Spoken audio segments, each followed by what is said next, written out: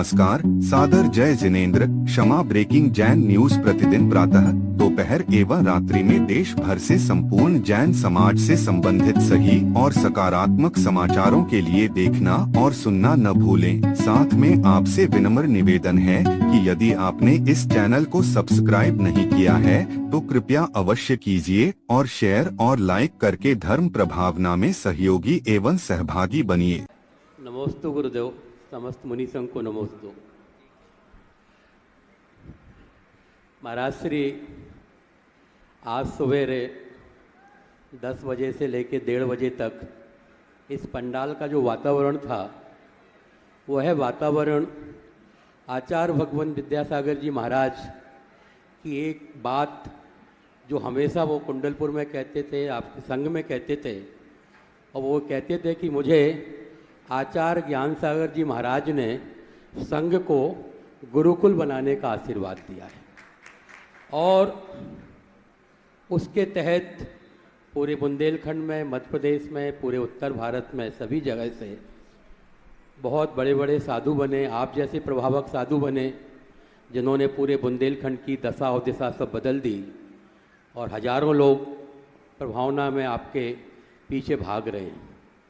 तो मेरा प्रश्न ये है महाराज जी, आचार्य महाराज के जो गुरुकुल बनाने के भाव थे, उस भाव को आप जो गुरुदेव की वास्तविक इच्छा थी किस हद तक उसको ऊपर तक ले जाना है वहाँ तक ले जाएंगे और गुरुदेव की वो भावना को पूरा करेंगे जिससे पूरे संसार को इसका लाभ मिल सके।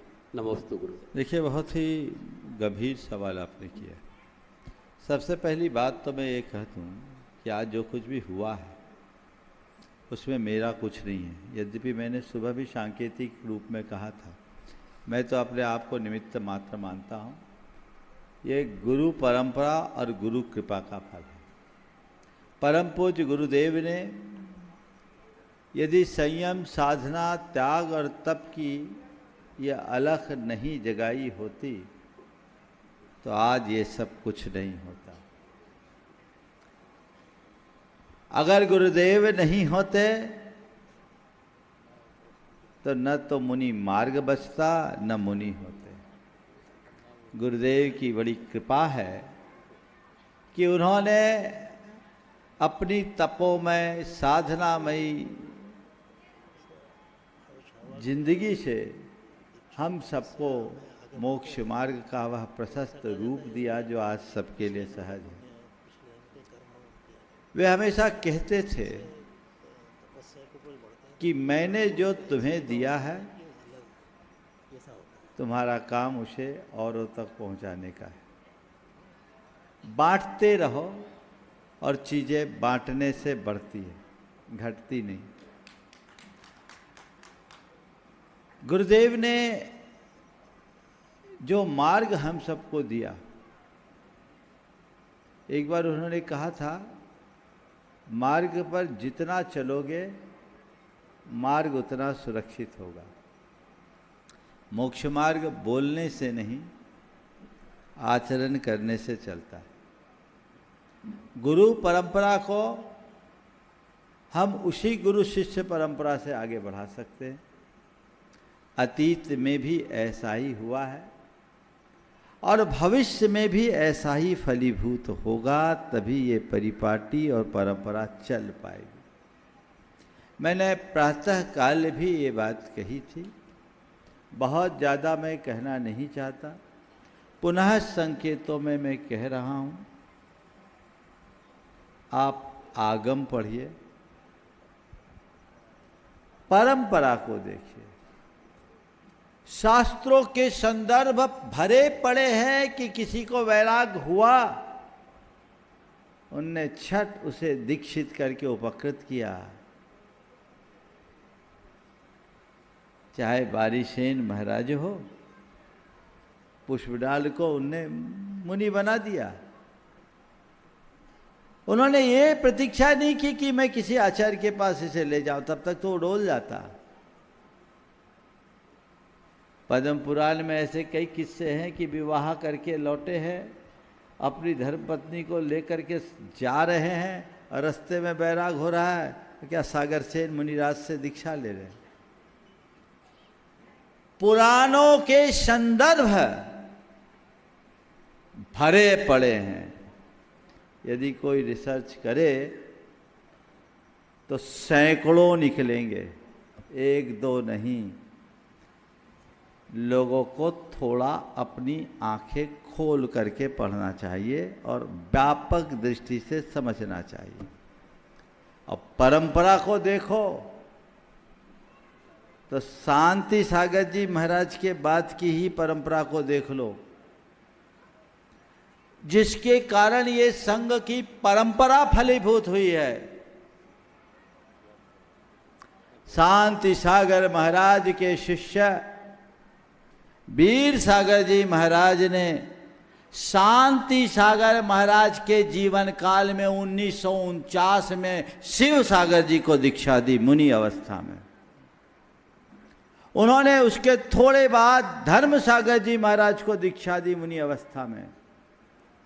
मुझे जितनी जानकारी उसके अनुसार 12-14 दीक्षाएं उन्होंने 1949 और 54 के बीच में दे दी।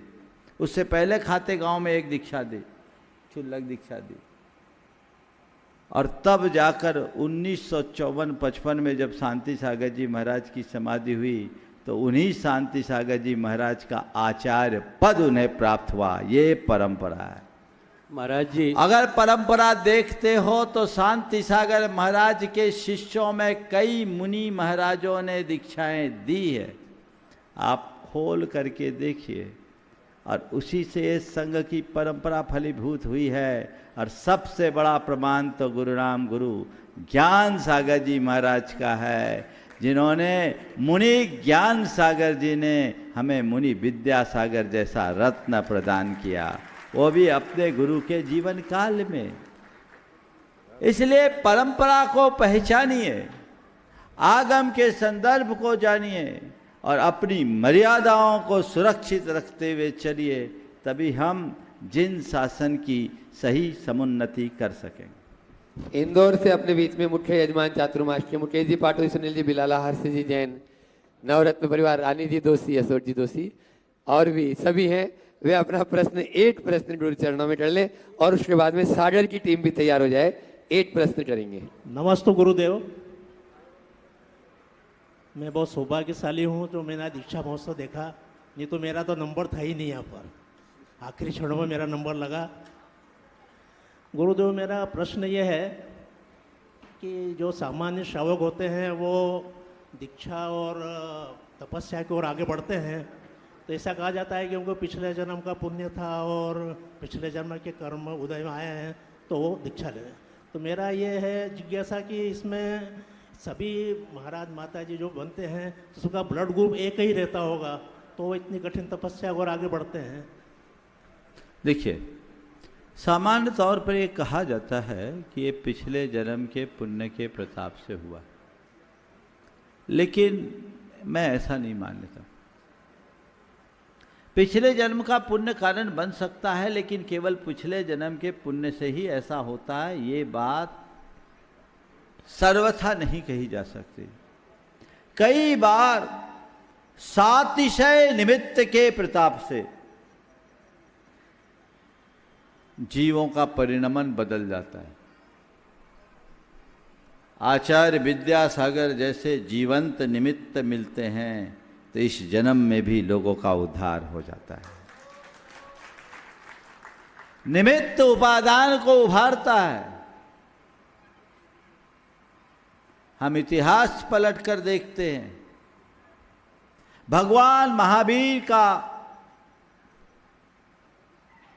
रूपांतरण सिंह की पर्याय में हुआ और सिंह की पर्याय में उसे अमित गुण और अमितंजय नाम के 2 मुनिराजों का दर्शन हुआ। वो भी कब? जब अपने तीक्ष्ण पंजों से हिरण के शरीर का विदारण कर रहा था। उस शेर के अतीत में ऐसा कुछ नहीं दिखता कि उसने कोई अच्छा पुण्य किया हो, कोई धर्म किया हो। शेर था, खूंखार प्राणी था और क्रूरता के साथ एक हिरण का शिकार कर रहा था। ऐसे पापी, नीच, अधम जीव का भी उद्धार किसी महामुनि के संयोग से हो सकता है। और देखो, वो शेर जब मनुष्य था मारीची की पर्याय में, ऋषभ देव का सानिध्य भी उसे सुधार नहीं सका, वो अहंकार में अड़ा रहा। और वही मारीच जब शेर की पर्याय में था तो अमितंजर, अमित गुण नाम के दो मुनिराजों की साधारण वचनों का असाधारण प्रभाव पड़ गया। क्या है? इसलिए पिछले जन्म की जो बातें हैं उसे सामान्य मान करके चलना। समझ गए? महाराज जी, ब्लड ग्रुप कई बार निमित्त मिल जाए तो जीवन धन्य बन जाता है। इसको बोलते होनहार। आगम में अगर सिद्धांत की दृष्टि से मैं इस बात को कहूं तो हमारे सिद्धांत शास्त्र कहते हैं कि ऐसे जीव जो अनादि से केवल निगोद में थे, कहा? नित्य निगोद। निगोद को छोड़कर जिस जीव ने और कोई पर्याय नहीं पाई, वो जीव, उसमें से कुछ जीव वहां से निकलते हैं 8 वर्ष में अंतर, मनुष्य होकर 8 वर्ष अंतर मुहूर्त में मुनि दीक्षा लेकर केवल ज्ञान प्राप्त कर लेते हैं। अब बताओ, उनके पिछले जन्म का कौन सा पुण्य? अनंत जीवन काल तक, अनादि से अनंत काल तक जो केवल और केवल निगोद में रहा, जिसका पुण्य का कोई रिकॉर्ड नहीं। गंभीरता से समझो, ये सिद्धांत शास्त्र की बात कह रहा हूं मैं। उस जीव की भी होनहार अच्छी होने पर तुरंत मुक्ति हो सकती है। इसलिए ये मत देखो कि मैंने पिछले जन्म में क्या किया, हमेशा ये सोचो कि मुझे इस जन्म में क्या करना है।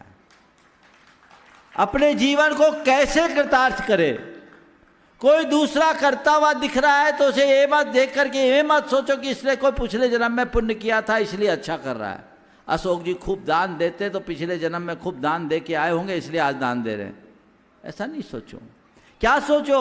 अरे वे दान देकर अपने जीवन को धन्य कर रहे हैं तो मैं भी शक्ति अनुसार दान दे करके अपने जीवन को कृतार्थ करूं, ये सोचो। इस जन्म में मुझे क्या करना है, ऐसी सोच विकसित हो जाए तभी जीवन का उद्धार होगा। महाराज जी, सबका ब्लड ग्रुप एक सरीके रहता होगा? हाँ? सभी महाराज माता जी जो बनते हैं वर्ण गोत्र, ब्लड ग्रुप, ब्लड ग्रुप एक जैसा नहीं है, सबके अलग अलग होते हैं। Kshama breaking Jain news YouTube channel पर विज्ञापन देकर धर्म प्रभावना में बने सहभागी। विज्ञापन देने हेतु संपर्क कीजिए मोबाइल नंबर 9026900740 एवं समाचार एवं वीडियो भेजने हेतु WhatsApp number 9335236222। Kshama breaking Jain news YouTube channel देखने के लिए आपको बहुत बहुत धन्यवाद। सादर प्रणाम, सादर जय जिनेंद्र।